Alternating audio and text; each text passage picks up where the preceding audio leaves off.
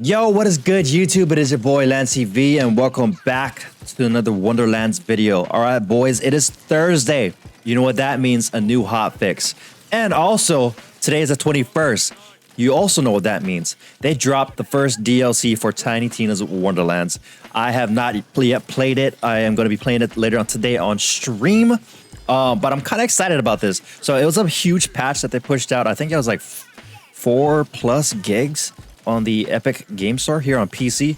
So there's a lot to cover. I'm not going to cover the whole entire list of things that they pushed out for this patch. You know, feel free to go ahead and click on the link down below. I'll have this page linked in the description below. That way you can go ahead and catch up on this list. Look at this list, dude. It is long. So I'm going to be covering over just a couple of things that I kind of want to go over besides the new stuff or the most important things that's on this list. So, all right, let's go ahead and get reading onto this list, dude. All right, as it reads, read the latest update / hotfix notes for Tiny Tina's Wonderlands version 1.0.2.0a. There are two methods that we delivered updates to players. One will be the weekly changes that will cover smaller adjustments, and the other will be a downloadable update to the game that will include more impactful bug fixes and changes. The changes included in this update will be live on all platforms by 9:30 a.m. Pacific time on April 21st, 2022. To confirm that you have the most recent hotfix, check the news screen in-game on the main menu or pause menu for the article with the version number listed above.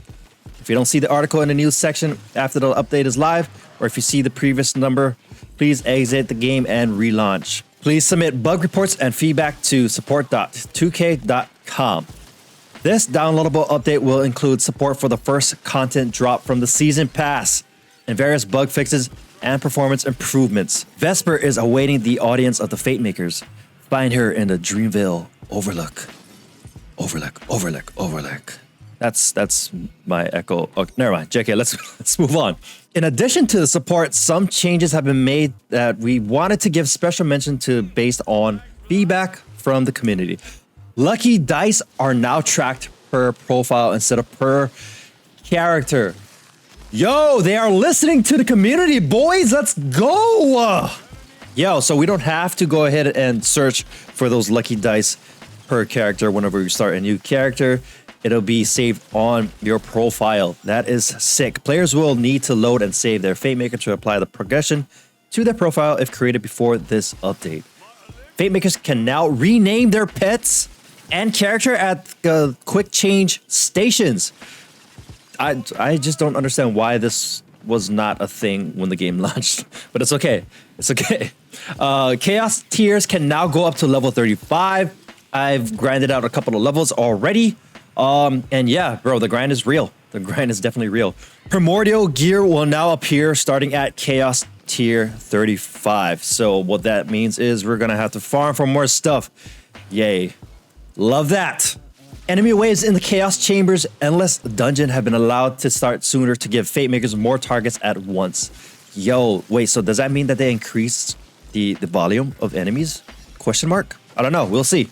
Moon Orb currency have been adjusted. Fate Makers were very quickly able to re-roll enchantments to the point that the cost would be more than the maximum Moon Orbs they could hold. The grind for Moon Orbs was also slower than intended, as the best way to get them was to farm bosses in the Chaos Chamber. The Moon Orbs that a Fate Maker can hold has increased from 4,000 to 16,000. Yo, let's go. Single Moon Orb drops are now worth 20 instead of 10. Moon Orb stacks are worth 80 instead of 40. Due to these changes, Moon Orb stacks are now slightly less likely to drop versus single orbs. The final chest in the Chaos Chamber Endless Dungeon will now drop 14 Moon Orb stacks. Oh, that's a lot. Wow. Reroll cost now accounts for the rarity of the gear, with legendaries being more expensive to reroll. The cost to reroll will stop increasing after 4,000 Moon Orbs, allowing Fate Makers to continuously reroll their gear. Hell, yo, I was about to make a video, a YouTube video on how to, you know, quote unquote, infinitely reroll your enchantments, but now we don't have to. Hell yeah, let's go. Okay, let's scroll down and we got some various fixes for some rare crashes that's been going on with the game. You can go ahead and read that if you guys want to. All right, so we're gonna go and get on into this list. I'm not gonna read the whole entire thing, but as you can see, this is a really long list of things. There's a couple of things I kind of wanted to point out. Let me see if we can go ahead and find it real quick. So Loot Luck UI sometimes would appear to fluctuate inconsistently when Fate Makers joined and left a co-op session repeatedly. Luck will sometimes appear to not update when doing activities to increase it. This is a visual bug, so that's been fixed. I think there's another thing that I kind of wanted to go over to in regards to what's on this list because it has something to do with a couple of the builds and videos that I posted here on YouTube. Oh, here we go. Buffmeister would calculate bonus damage incorrectly while equipped as Spellshot's secondary spell. So that bug is no longer there, boys. The Buffmeister bug is no longer there. However, like I said earlier, I was playing through a couple of the trial runs, and Buffmeister is still pretty good. I'm thinking about, having a dual Buffmeister spell shot build, honestly. But yeah, it's been fixed. The bug has been fixed, but it's still pretty freaking good, boys. I must say, the Mister of the Goal was carrying amp effects over to other equipped weapons unintentionally, so that's been fixed. I've tested it out. It doesn't work anymore, so boo. But, it was fun while it lasted. Here's another one right here. Puddles of water were becoming too spicy when being shot by an elemental weapon with a relevant modifier. All right, so I don't know if this has been fixed or not. I'm still trying to figure out, when I'm doing my runs in the Chaos Chamber, I don't know how I'm dying. I don't think they implemented a health gate yet because it doesn't feel like it, but I'm not too sure. I haven't actually tested it out with this new update. I guess other than that, there's nothing else that I kind of wanted to point out with this list. So like I said earlier, you can go ahead and feel free to click on the link down in the description below. It'll take you straight to this page. That way you can go ahead and read up on this long list of updates that they pushed out. All right, so moving on forward, the weekly rotation. As you guys know, every Thursdays, Gearbox gives us some good treats with the featured run by updating it every Thursday. So each Thursday for the entire week will be a different featured run. This in-game limited time mini event will be active from April 21st to the 28th at 9 a.m. Pacific time. Activated the in-game mini event. Cosmetics collectors. Increase the chances for cosmetics to drop from bosses, especially head and face gear and armor colors. Don't worry, these drops have no impact on drop rate for other gear. So this mini event is definitely working because I've gotten a couple of cosmetics to drop already, so it is definitely working. The Chaos Chamber's feature run has been updated. The leaderboard has been reset. Will you top the charts for this week, boys? Will you? I don't know. Featured runs are available in the Chaos Chambers after you completed the main story and rotate weekly every Thursdays at 9 a.m. Pacific time. They're the same for all players, so jump in and see how your run went compared to other Fate Makers. This run features Lance and the Frost King. We'll let you figure out who the two bosses are this week. Get ready to take on a new extended run in the Chaos Chamber. Yo, I had no clue that this week's featured run was an extended run. So I was running through the, because I always test it out first before I even go into what's going on with the patch notes and whatnot and the hotfix notes and stuff like that. And I had no clue it was an extended run. So I was going through. I'm like, bro, why is it taking so long? Why is it taking so long? I don't know. Change notes. Patch some holes in the rocks of Mount Crawl. Allow Dragonlord's Spectral Wyvern to regen Dragonlord's shield in Chaos Chamber's Endless Dungeon. Ice Spike spell have been adjusted to deal damage to individual targets once per cast, but now shouldn't stop other Ice Spikes from doing damage.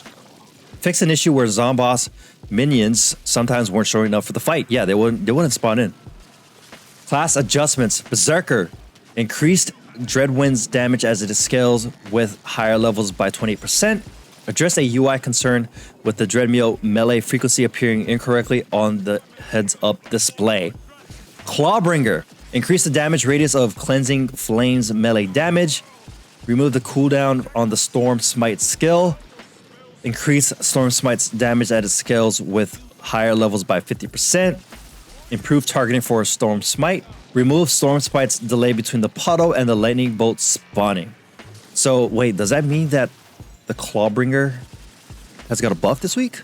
I don't know. I don't have a Clawbringer character, so I can't tell you. But yeah, so anyways, as I was saying earlier, boys, this is a long list of notes that have been implemented with this patch for this week, along with the DLC, the first DLC of Tiny Tina's Wonderlands. I'm kind of excited to play it. I'm going to be playing it later on today on stream. So if you guys do want to, go ahead and make your way on over to my live, which will be later on today.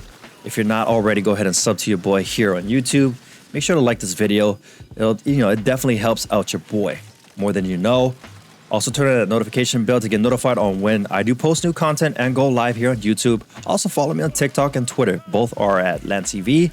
Other than that, boys, I'll definitely see you guys on the next one. Peace out, homies. Have a good one.